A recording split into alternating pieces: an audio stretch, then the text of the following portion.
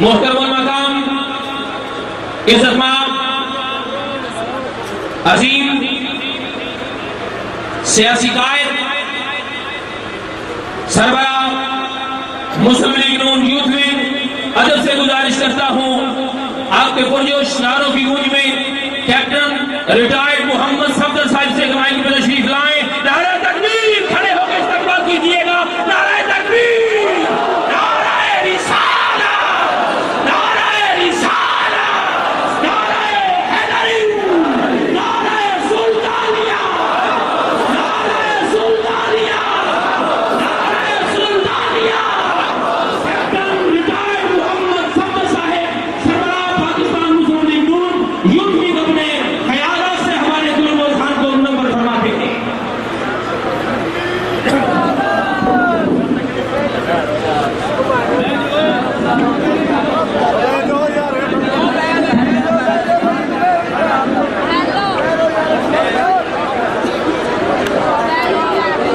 بسم اللہ الرحمن الرحیم۔ نہایت محترم بزرگوں، دوستوں، بھائیوں، نوجوان ساتھیوں، السلام علیکم۔ یہ ہماری آج خوش قسمتی ہے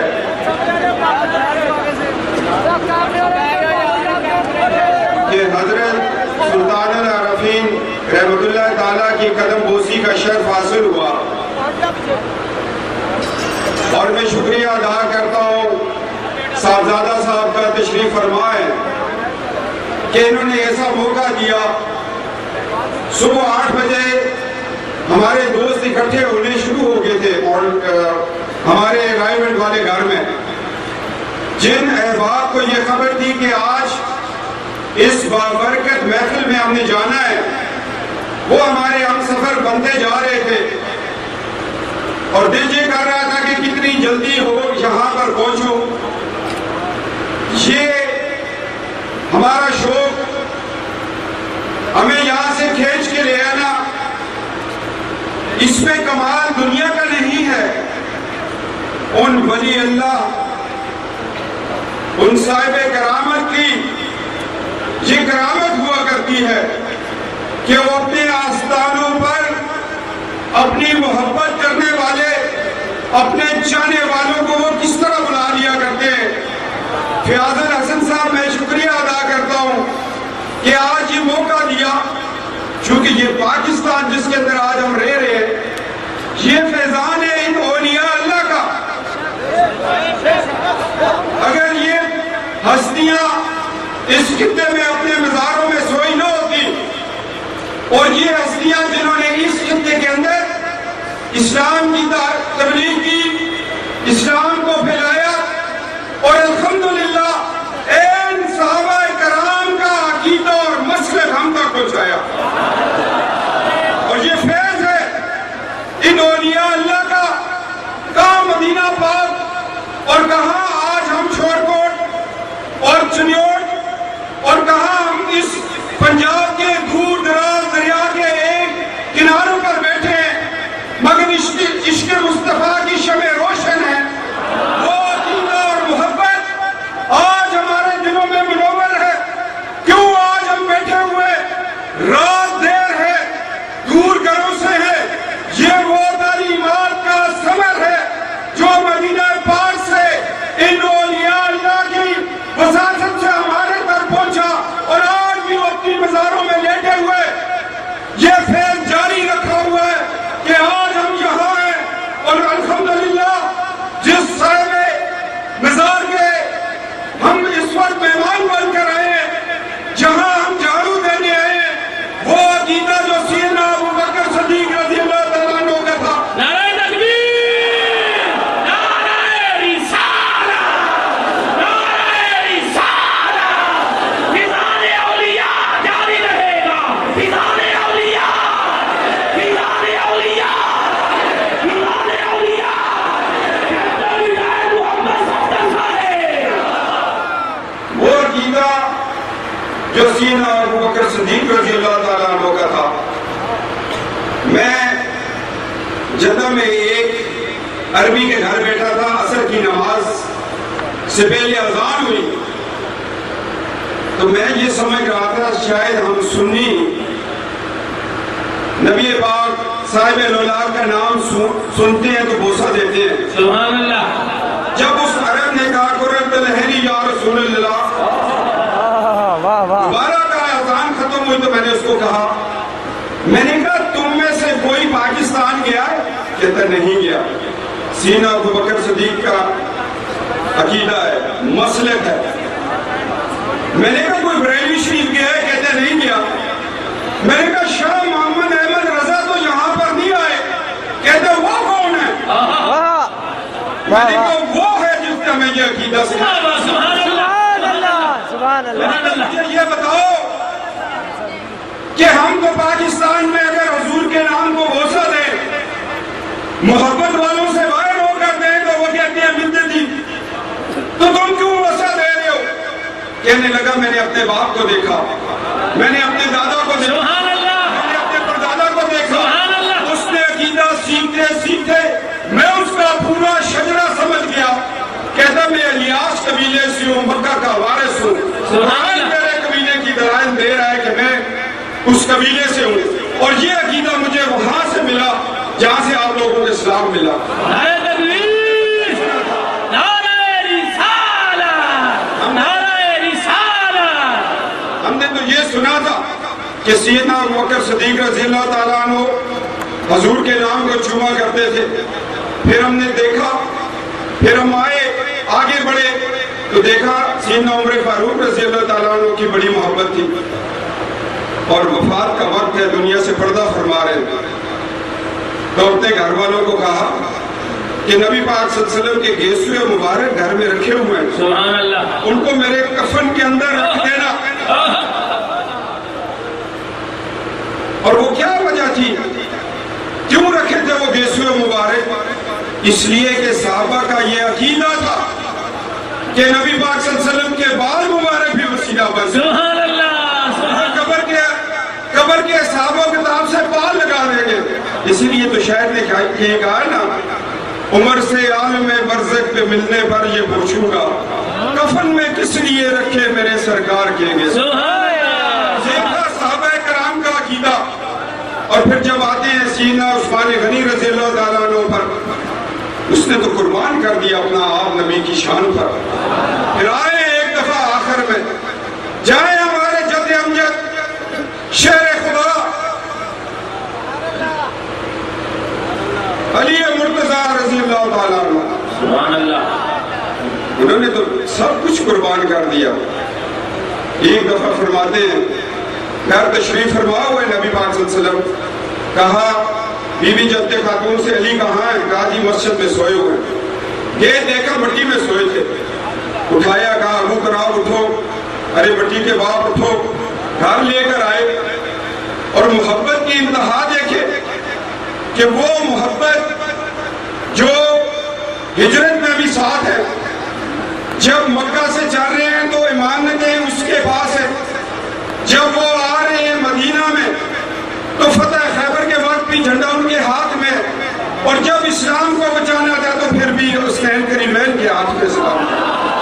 یہ ہے عقیدہ، یہ ہے وہ مسلک جو اللہ تعالیٰ نے ہمیں ان اولیاء اللہ کے ہاتھوں یہاں تک پہنچایا. شکر اللہ کا کریں کہ ہم ان لوگوں کے در پر بیٹھے، ورنہ ہم بد عقیدہ ہوتے، ماتھوں پہ محراب ہوتے. روز ہمیشہ خدا کہتا کہ اٹھاؤ یہ نمازیں، اٹھاؤ یہ حج، زکوٰۃ اور برکات. بتاؤ جب میرے محبوب کی محبت کی بات تھی، جب اس کے ختم نبوت پر رقیق حملے ہو رہے تھے، جب لوگ جھوٹی نبوت کے دعوے کر رہے تھے، جب لوگ توہین رسالت کر رہے تھے، تو بتاؤ تم کہاں تھے؟ پھر کہاں نمازیں کہاں باتی؟ تو پھر ایسے حالات میں ان لوگوں نے ہمیں سکھایا کہ جب نبی کی شان پر کٹ مرنا ہو تو پھر ممتاز قادری والا کردار ادا کرنا، پھر غازی علمدین شہید والا کردار ادا کرنا پڑے گا. میں آج بڑی وسوخ سے کہتا ہوں، فیاض الحسن صاحب آپ نے مجھے بلایا، میں لالا موسیٰ میں تھا، میں سپیچ کر رہا تھا. میں نے کہا پاکستان یہ اولیاء اللہ کا فیضان. دوستو جب میں نے بات کی، میں نے کہا اس پاکستان کے خلاف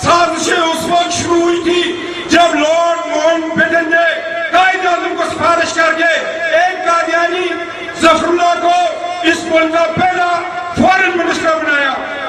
میں پاکستان کے خلاف سازشوں پہ بات کر رہا تھا.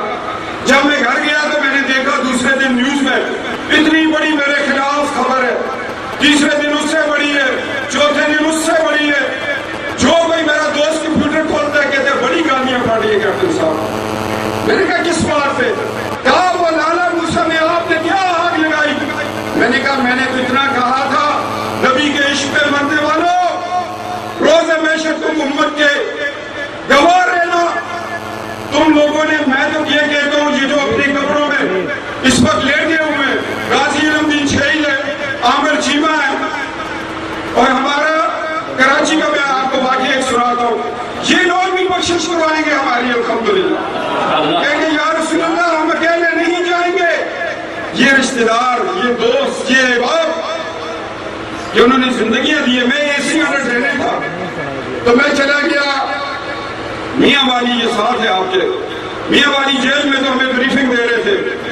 ہم 7-8 اسسٹنٹ کمشنر تھے جن کو آج کل اے سی او کے پتہ نہیں کیا ڈی سی او کہتے ہیں. جب وہ اس بندے نے ہمیں بریفنگ دی, اس نے کہا یہ وہ جیل ہے جس کے اندر غازی علم دین شہید کو پھانسی دیا. میں اٹھ کے کھڑا ہو گیا. کیا کرتا خون علی, یہ بیٹھ تو نہیں سکتا. سبحان اللہ, سبحان اللہ. میں نے کہا سپرڈنٹ صاحب یہ بریفنگ ہم نے نہیں لینی, ہم نے آپ سے کلام نہیں کرنا, ہم ووٹ آؤٹ کر رہے ہیں. اس نے کہا جی یہ کوئی سیاسی جلسہ نہیں ہے, آپ اسٹوڈنٹ ہیں, مجھے ڈی سی نے کہا ان کو بریفنگ دے. میں نے کہا آپ یہ کہیں کہ میں اپنے الفاظ واپس لیتا ہوں. اس نے کہا کون سے میں نے الفاظ کہے؟ میں نے کہا یہ کہو کہ یہ وہ جگہ ہے, یہ وہ جیل تھے جس پہ نبی پاک صلی اللہ علیہ وسلم نے اپنے ایک عاشق کو اپنے سینے سے لگایا. سبحان اللہ, نعرہ تکبیر, نعرہ رسالت, نعرہ رسالت, نعرہ رسالت. میں نے کہا پھر اس سے آگے بات چلے گی. اس نے کہا جی مجھے افسوس ہے. میں نے کہا چھوڑ دے پڑھائی ساری زندگی کی, چلے اس پھانسی کے گھاٹ کے اوپر. ہم وہاں چلے گئے. میں نے سب کو کھڑا کیا, میں نے کہا پڑھو درود شریف اور الحمد شریف. میں نے کہا مجھے حوالے کرو, میں آگے بات چلاتا ہوں. میں نے کہا دوستو تم سب نے پینٹ شرٹ پہنی ہے, کوئی اچھی سن کا پڑھا ہے, کوئی بیکن ہاؤس کا پڑھا ہے, کوئی کہاں سے پڑھا ہے, مگر اس بابرکت جگہ جس کو پھانسی گھاٹ کہتے اس پہ میں آپ کو بتانا چاہتا ہوں یہ وہ جگہ ہے جہاں اللہ دیکھ رہا تھا, نبی پاک صلی اللہ علیہ وسلم دیکھ رہے تھے, فرشتے سلامی دے رہے تھے, اور غازی علم دین شہید حضور کے پاس جا رہا. سبحان اللہ, سبحان اللہ. تو یہ تھی محبت جو ان اولیاء اللہ سے ہمیں ملی, اور اللہ نے ان کو ہمارے پاس صاحب عقیدت, صاحب کرامات بنا کر بھیجا. دوستو مولانا روم کہتے ہیں کہ یہ اللہ کے ولی اللہ کی دی ہوئی طاقت سے اتنے طاقتور ہوتے ہیں کہ اگر تیر کمان سے نکل جائے, ہم کہتے ہیں نا جی زبان کی بات, اور نکلا ہوا تیر واپس نہیں آ سکتا, مگر مولانا روم کہتے ہیں یہ وہ طاقتیں ہیں جن کے اوپر گنبد بنے ہوئے ہیں, جن کے عرص ہو رہے ہیں, جو اللہ والے ہیں, اگر تیر کمان سے نکل جائے تو اس کو بھی واپس لے آ. سبحان اللہ, سبحان اللہ. اگر وہ شخص جو ٹرکی میں لیٹا یہ بات کر رہا ہے وہ اللہ کا ولی ولیوں کے بارے میں یہ کہہ رہا ہے, تو پھر اللہ نے ان کو طاقت دی ہوئی ہے یا نہیں دی ہوئی؟ اور آج فیاض الحسن صاحب اس طاقت کا, جس طرح اور ہمارے مولانا ظفر علی خان تھے وزیر آباد والے, تو ایک بہت بڑے عالم گزرے ہیں ہزارہ کے عبد الغفور ہزاروی رحمۃ اللہ تعالیٰ, جب وہ عشق پہ بات کر رہے تھے تو پیسہ تو اٹھ کے کھڑے ہوئے. انہیں کہا آج سے مرید ہوں عبد الغفور کا, چشمہ ابھر رہا ہے محمد کے نور کا. یہ وہ نور ہے جس کے بارے میں ہمارے علماء بتا گئے. دوستو آپ کو خط لکھا کسی نے, آپ کے باپ کو بھی پتا تھا, دادا کو بھی پتا تھا, نسل در نسل یہ فیض والا دن آپ پہنچتے. اللہ تعالیٰ ان کا فیض جاری رکھے اور ہم اس میں سے فائدہ لیتے رہے. خوش قسمت ہیں ہم لوگ, مسلک اچھا, عقیدہ اچھا, ایمان اچھا, جس کے ہاتھ میں ہاتھ دیا وہ ہاتھ بھی اچھا. سبحان اللہ.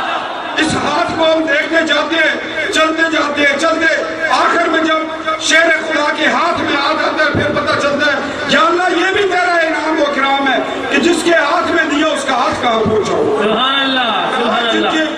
جن کے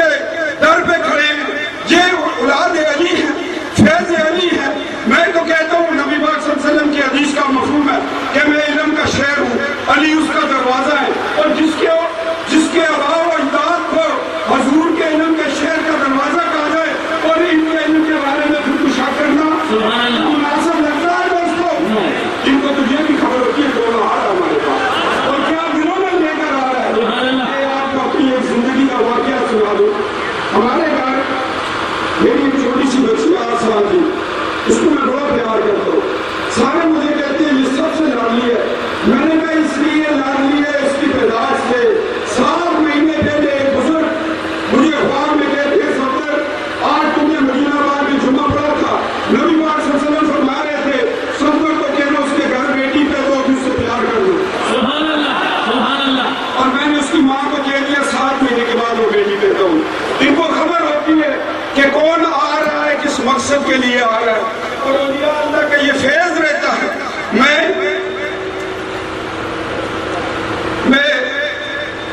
ایک ولیوں کی کرامت، یہ جو ملنگ بیٹھے ہوتے ہیں نا درباروں پر، ان کو بھی حقارت سے نہیں دیکھنا چاہیے. یہ جو جھاڑو دے رہے ہوتے ہیں ان کو حقارت سے نہیں دیکھنا چاہیے. ان کا صاحب سردار کے پاس بڑا اونچا مقام ہوتا ہے. وہ علی کلندر وقت کے بہت بڑے ولی تھے. انہوں نے اپنے مرید کو بھیجا. کس کو بھیجا دوستو؟ جو آستانوں پہ زیادہ قریب ہوتے ہیں ان کو خاص کاموں کے لیے بھیج چھوڑ دے. جاؤ سودا لے کے آؤ، سبزی لے کے آؤ، صاحبزادے کو سکول چھوڑو، صاحبزادے کے کپڑے دھو دو، صاحبزادے کی استری کر دو. یہ بات ہے یا نہیں؟ ایک دفعہ سیدنا بلال حبشی رضی اللہ تعالیٰ عنہ نماز کی حالت میں تھے اور نبی پاک صلی اللہ علیہ وسلم نے حکم دیا یا بلال تو ادھر سے دوڑ کھڑے ہوئے. آستانہ رسالت پر پہنچے، کہا بلال بازار سے یہ سامان لے آنا. لائے، رکھا سامان اور نماز ادھر سے شروع کی. نیت نہیں کی، سجدہ سہوا نہیں کیا. ان کو پتا ہوتا ہے جس در کے ساتھ اٹیچمنٹ ہے نبی کے در کے ساتھ جڑے ہوئے، نبی کا حکم بھی فرض نماز کا حصہ بن جائے. اور جب وہ علی کلندر نے اپنے ملنگ کو بھیجا جاؤ بازار سے سودا لے کے آؤ، اور اس وقت حاکم وقت تھا سلطان جلال الدین خلجی.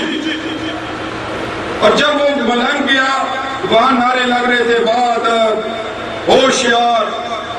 گورنر صاحب کی سواری آ رہی تھی، خلجی سلطان خلجی کے گورنر کی سواری آ رہی تھی. تو جو مزاروں کے ساتھ ہوتے یہ بڑے مست لوگ ہوتے، ان کو نہیں پرواہ کی ادھر بج رہا ہے، تھانے دار آ گیا ہے، ڈی سی او آ گیا، یہ اپنی معنی میں ہوتے ہیں. پتہ ہوتا ہے کہ سائیں پیچھے تکڑا ہے نا. تو ایک چابک لگی شاہ کر گئے. تو اس نے پیچھے مڑ کے دیکھا، ہاتھی والے نے چابک ماری، ہٹو گورنر آ رہا ہے. اس نے کہا میں ابھی خبر لیتا ہوں. دوڑتا گیا، کہا یار وہ سامان لائے ہو؟ وہ علی کلندر انہوں نے اپنی قمیض اٹھائی. انہوں نے کہا میں کیا سامان لاتا ہے؟ گورنر گزر رہا تھا گلی سے. تو گورنر کے جو آگے ہاتھی والے جا رہے تھے انہوں نے چابک ماری، یہ دیکھو خون نکل رہا ہے. اسی وقت وہ علی کلندر رحمۃ اللہ تعالیٰ نے خط لکھا. خط میں کیا لکھا؟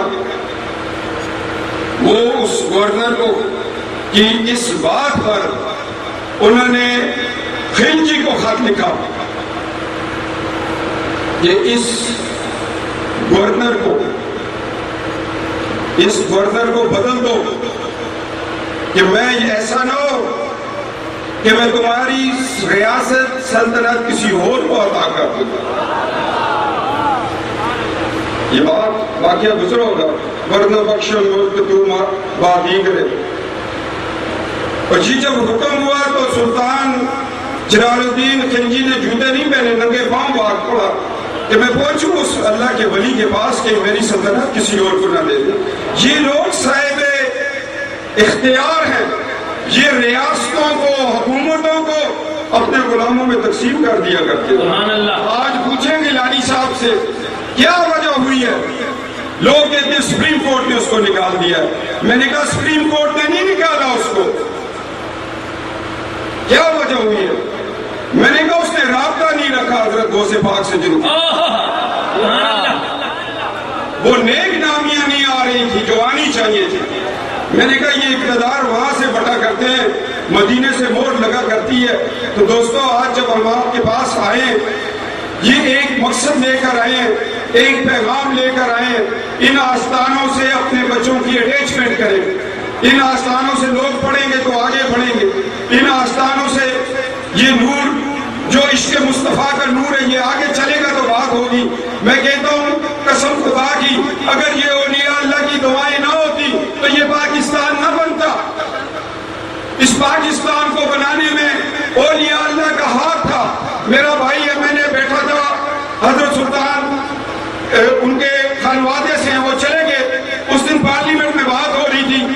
ایک شخص نے کہہ دیا مجھے یہ پاکستان نہیں چاہیے. میں نے کہا تمہیں پاکستان نہیں چاہیے, ہمیں چاہیے. تمہارے آباء و اجداد اس وقت بھی گاندھی اور نہرو کے ساتھ تھے, مگر ہمارے لا الہ الا اللہ محمد رسول اللہ کی بنیاد پر بننے والے پاکستان کے لیے کٹ مر رہے تھے. اس ملک میں ہمیں نظام مصطفیٰ چاہیے تھا, اس ملک میں ہمیں عشق مصطفیٰ چاہیے تھا, اس میں فیضان اولیاء چاہیے تھا, اس میں اہل سنت والجماعت نے سنی بنارس کانفرنس کے اندر یہ تہیہ کیا تھا کہ برے صغیر کے اندر ایک ایسا ملک بنے گا جو الصلاۃ والسلام علیہ یا رسول اللہ کی صدقات اور برکات سے بنے گا. میں نے کہا اگر تمہیں یہ پاکستان نہیں چاہیے نکل جاؤ اس پاکستان سے, وصیت لکھ دینا, تمہاری ڈیڈ باڈی اٹھا کر باہر پھینکیں گے. اس پاکستان کے سینے میں ان کے مزارات بنیں گے جو خود بھی پاک اور پاک سرزمین ان کو اپنے سینے سے لگائے گی. میں نے کہا تمہارے ایک بڑے بابا کو جلال آباد میں اس لیے دفنایا تھا, اس کی خواہش نہیں تھی, میرے ملک کی مٹی اس کو قبول نہیں کر رہی تھی. جس ملک کی مٹی کے لیے 7 لاکھ شہداء نے قربانیاں دی, ماں بہنوں کے سروں سے دوپٹے کھینچے, تب یہ پاکستان بنا. اور آج ہم نے جسم لے لیا, جسم ہمارے پاس ہے, اس میں روح نہیں ہے دوستو. روح کیا ہوگی؟ نظام مصطفیٰ اس کی روح ہوگی. سبحان اللہ, نعرہ تکبیر, نعرہ رسالت. ہم عصمت رسول کے پاسبان ہیں, ہم عصمت رسول کے پاسبان ہیں, ہم عصمت رسول کے پاسبان ہیں, ہم چادر مدور کے پاسبان ہیں, ہم چادر مدور کے پاسبان ہیں. محمد صفدر صاحب بازداری عاملے بنگو ہے, یہ الفاظ لکھے تھے, بازداری عاملے بنگو ہے, ورنہ بخشو ملک تو بادیگر. یہ اس ولی اللہ کے الفاظ تھے کہ اس بدماش گورنر کو, بدگور جس کا ذریعہ ہے معاش غیر کو, اس کو بدلو ورنہ کوئی قادری پڑ جائے گا اس کو. یہ کہا کہ اس کو بدلو ورنہ تمہاری سلطنت میں دے دوں گا. اور یہ سلطنت ایسے ہی ملی تھی, یہ سلطنت ملی تھی شہداء کے خون کے اوپر ہم کھڑے ہوئے تھے. سبحان اللہ. اور یہ شہداء جنہوں نے صرف ایک مقصد تھا, سنی بنارس کانفرنس کے اندر سب سے پہلے لوگ کہتے ہیں علامہ اقبال نے 2 قومی نظریہ پیش کیا, مگر میں یہ بڑے وصول سے کہتا ہوں حضرت علامہ اقبال بھی اعلیٰ حضرت شاہ محمد احمد رضا خان کے مطالعے سے کافی متاثر تھے, اور شاہ محمد احمد رضا خان فاضل بریلوی فرما گئے تھے کہ جب تک برے صغیر کے اندر مسلمانوں کا علیحدہ ملک نہیں ہوگا تو عشق مصطفیٰ پہ رقیق حملے ہوتے رہیں گے. یہ تھا ہمارا 2 قومی نظریہ دوستو. یہ سنی بنارس کانفرنس کا فیض تھا کہ پاکستان مارز وجود میں آیا, اور پھر اس پاکستان کے ساتھ جو زیادتیاں ہوئیں, ہمیں نظام مصطفیٰ سے دور رکھا گیا. ایک مشرف آیا, اس کے بعد ہمارے ملک کے ساتھ کیا ہوا, ہمارا دین بک گیا, ہمارے لوگوں کو اٹھا کر باہر لے گئے. دوستو اس نظام کو بدلنے کے لیے جب تک آپ اپنے بچوں کو دینی تعلیم نہیں دو گے, ان مدارس کے اندر سے یہ فارغ نہیں ہوگے, درس نظامی کے نظام کو دوبارہ رائج نہیں کریں گے, ہم نے علماء بنانے ہیں, مشائخ بنانے ہیں, قاری بن جائیں گے. 8 سال کا وہ کورس ان کو مکمل کروائے, یہ اس جنگ میں ڈی سی او بنے, ڈی پی او بنے, یہ ایکسیم بنے. آج ہماری کرپشن, عمران صاحب نے کہا میں سیاست کی طرف نہیں جانا چاہتا, ہم کرپشن 5 دن میں ختم کر دیں گے, کوئی کہتے ہیں 5 مہینے میں, مگر جب تک ہمارے بچے, یہ کچے گھروں کے بچے ان آستانوں سے اٹھ کر پاکستان کی تقدیر نہیں بدلیں گے تو کوئی نہیں بدل سکے گا. دوستو آج ہمارے ملک کے اندر حنود و شہود اپنا ایک ایجنڈا لے کر آ رہی ہے. ہمارے ملک کے اندر ہماری اسلامی دفعات کے خلاف باتیں ہو رہی ہے, قانون کو بدلنے کی بات ہو رہی ہے. خواتین کا سب سے زیادہ اگر تمام مذاہب کا مطالعہ کیا جائے تو سب سے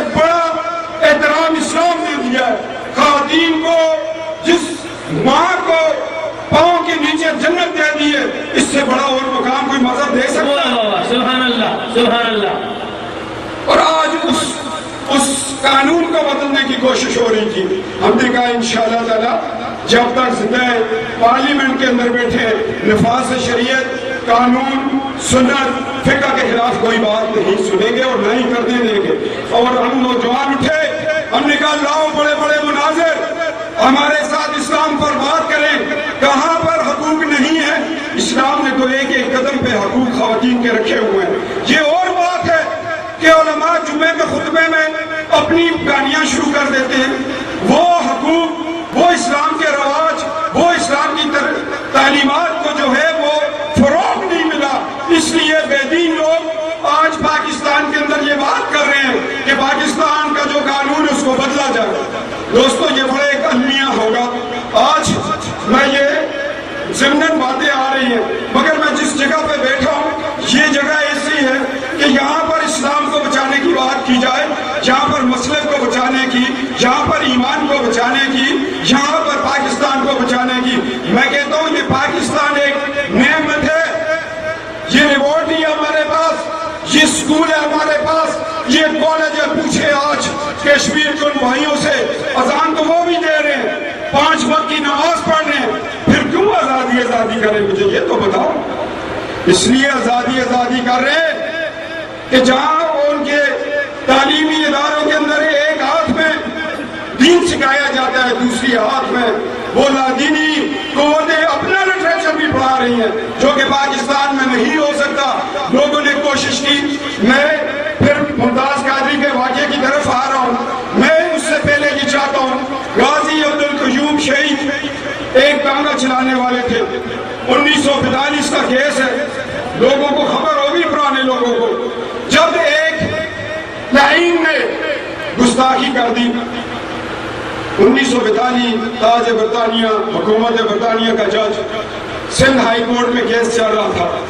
आखिरी तारीख थी जब जज ने फैसला कर दिया कि जी ताज ब्रिटिश लॉ में, बरतानिया के कानून में नामूस रसालत को तहफ़्फ़ुज़ देने की कोई शक नहीं है। अगर कोई तौहीन रसालत करता है तो उसकी सज़ा नहीं, और उस शख्स को बरी कर दिया। ये टांगा चलाने वाला कुर्बान जाए ऐसे टांगा चलाने वालों पर, उसको बज़ाहिर तो वो टांगा चला रहा था, उसके दिल में इश्क़ मुस्तफ़ा था। सुभान अल्लाह। उठा गाजी अब्दुल क़य्यूम हज़ारवी, जब वो उठा तो उसने कहा जनाब जज साहब, आपकी अदालत में इंसाफ नहीं है, आपने हमें मुसलमानों को इंसाफ नहीं दिया। क्या आपके कानून में तौहीन रसालत का कोई मुजरिम सजा नहीं पा सकता? उसने कहा नहीं। उसने कहा अगर तुम्हारी अदालत में इसकी सजा नहीं है, एक अदालत जरूर है जिसमें उसकी सजा है। जज ने कहा वो कौन सी अदालत? उसने कहा इश्क की अदालत। जज ने कहा इश्क की अदालत क्या सजा देगी? यहाँ से छुरी निकाली और सर काट के उसके सामने रखा, क्या बुलाओ मुझे कड़ी लगा दो। और फिर गाजी अब्दुल क़य्यूम को कराची में इन्होंने, हम तो कहेंगे सजा दी। आज उनका लियारी घाट में बाजार है। ये दोस्तों, ये लोग जो टांगा चला रहे हैं, जो एक वक्त की रोटी मुश्किल से पैदा कर रहे हैं, मगर कुर्बान जाए उन लोगों पर कि जिनके दिल में ये इश्क है। बच्चे भूखे छोड़ के खुद जेलों में चले जाते हैं, माँ बाप बूढ़े छोड़कर वो फांसी के घाट पर चढ़ जाते हैं, मगर वो अपने आका अलैहिस्सलाम की रसालत के मुहाफ़िज़ बनकर उठते हैं। तो इसीलिए मैं ये कहता हूँ कि ये यहाँ से तालीमात उठेंगी जब लोगों को पता चलेगा कि हर मुसलमान के घर में एक दर से निज़ामी पास शुदा आलम मौजूद है, तो फिर ये रकीक हमले नहीं होंगे। इनको बचाने के लिए खुदा के लिए अपने बच्चों को तालीम दे, इन आस्थानों के साथ जुड़े तो अल्लाह हमारा हामी और नासर हो जाएगा। हम दुनिया पर इनकलाब ले आएंगे, पाकिस्तान में दीन का इनकलाब आएगा, इस्लाम का इनकलाब आएगा, इश्क़ मुस्तफ़ा का इनकलाब आएगा। वो तभी मुमकिन है कि जब आप लोग इस कारवान के साथ चढ़ेंगे, इसको परवान चढ़ाएंगे। मैं इन अल्फाज के साथ आपसे इजाज़त चाहूँगा। साहबजादा साहब हैं, अभी हमने सफ़र भी करना है और मुझे इन्होंने बड़ा पाबंद किया था कि आपने आना है, खाना भी खाना है, हमारे पास ठहरना भी है। इंशाअल्लाह ताला अगली दफ़ा अल्लाह को मंजूर हुआ फिर हाजिर होंगे और इस उम्मीद के साथ होंगे कि ये چمن جو ہے یہ عشق مصطفیٰ سے اور کھلا ہوا نظر آنا چاہیے. انہی الفاظ کے ساتھ آپ سے دعا کا تعلق.